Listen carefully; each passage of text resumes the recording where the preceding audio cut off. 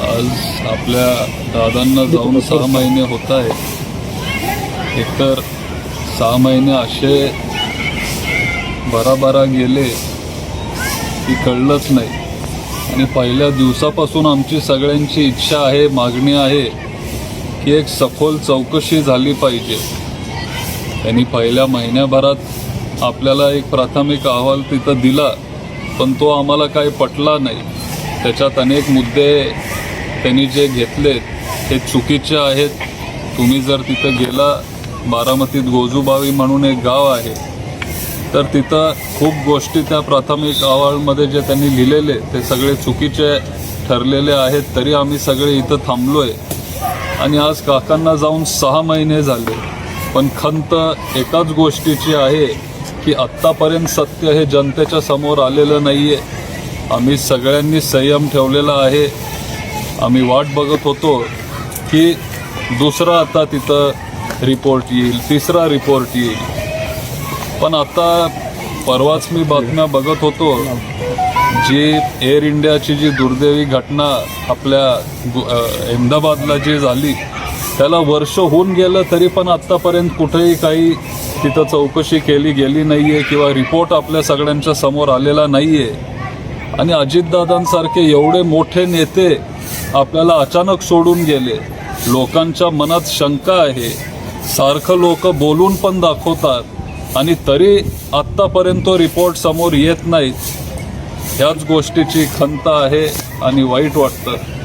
आणि आमची सगळ्यांची इच्छा आहे, अपेक्षा आहे की लवकरात लवकर त्या दुर्दैवी घटनेची माहिती आमच्या सगळ्यांच्या समोर यावी आणि नक्की त्या दिवशी काय झालं, कसं झालं, व्हिडिओ, CCTV, साधे CCTV व्हिडिओ मुंबई एअरपोर्टचे अजून आपल्या समोर आलेले नाही आहेत. आणि लवकरात लवकर ही सगळी चौकशी झाली पाहिजे. CBI चौकशी करत आहे, CID असेल, आपलं DGCA असेल, सगळे जर एवढी चौकशी करत असतील तर मग हे सगळं समोर यायला एवढा वेळ का लागतो, हाच प्रश्न माझ्या आणि सगळे जे बारामतीचे सर्वसामान्य जनता आहे त्यांच्या मनात आहे. का वेळ लागतो असं तुम्हाला वाटतं?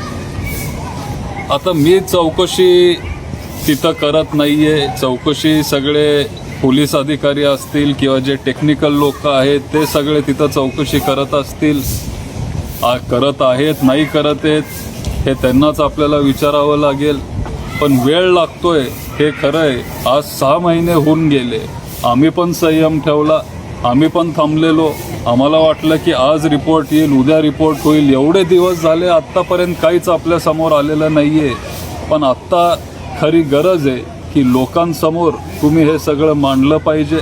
दादांसारखे एवढे मोठे नेते, लोकप्रिय नेते, महाराष्ट्राचं नुकसान झालं आहे, देशाचं नुकसान झालं आहे आणि तरी पण आत्तापर्यंत तो रिपोर्ट आपल्यासमोर येत नाही. म्हणजे साधं जर कुठंतरी एखाद्या हॉटेलमध्ये जरी कुठली दुर्दैवी घटना घडली तरी त्या हॉटेलच्या मालकाला ते अटक करतात आणि मग ती चौकशी तिथं चालू ठेवतात. आज एवढी मोठी घटना होऊन सुद्धा VSRच्या मालकांवर अजिबात कुठलीही कारवाई तिथं केली जात नाही आहे. VSRचे जे सिंग आहेत त्यांना कुठेही तिथं बोलवण्यात येत नाही आहे. विमानांची चौकशी तिथं केली जात नाही आहे. त्यांचं मेंटेनन्स व्यवस्थित होत नाही आहे. हे पूर्वीपासून लोक म्हणत होते की VSR कंपनीच्या विमानांचं मेंटेनन्स नीट होत नाही. विमानात ते फ्यूल मोठ्या प्रमाणात तिथं भरत असतात. कॉस्ट कटिंग करण्याच्या भांगडीत ते सगळे हे गोष्टी करत असतात. आजपर्यंत मी एवढ्या सखोल किंवा खोलात जाऊन मी ह्या गोष्टींवर कधी बोललेलो नाही आहे. पण आता आमच्या सगळ्यांचा संयम सुटत चालला आहे. बारामतीकरांना आत्ता सगळी उत्तरं पाहिजेत की नक्की त्या दिवशी काय झालं. तुम्ही आम्हाला एकदा तरी सांगितलं पाहिजे किंवा जे काही चौकशीतून समोर येत असेल हे तुम्ही आमच्या समोर मांडलं पाहिजे.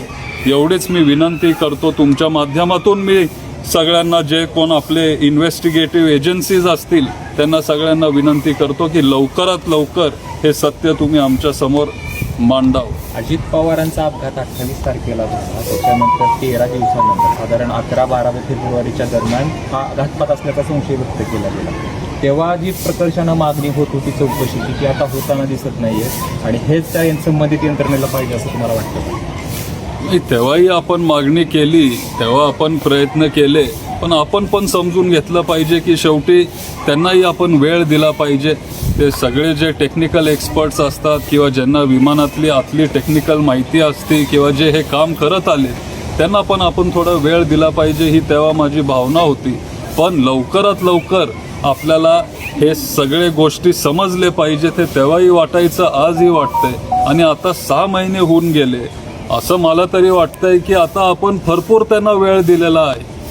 अजून वेळ आपण त्यांना देऊ शकत नाही किंवा आता आमचा पण पेशन्स आता संपत चाललाय. काहीतरी एक दुसरा रिपोर्ट त्यांनी लवकरात लवकर आपल्या समोर तिथं त्यांनी मांडावा, एवढीच आमची सगळ्यांची इच्छा आहे. पुढची भूमिका काय?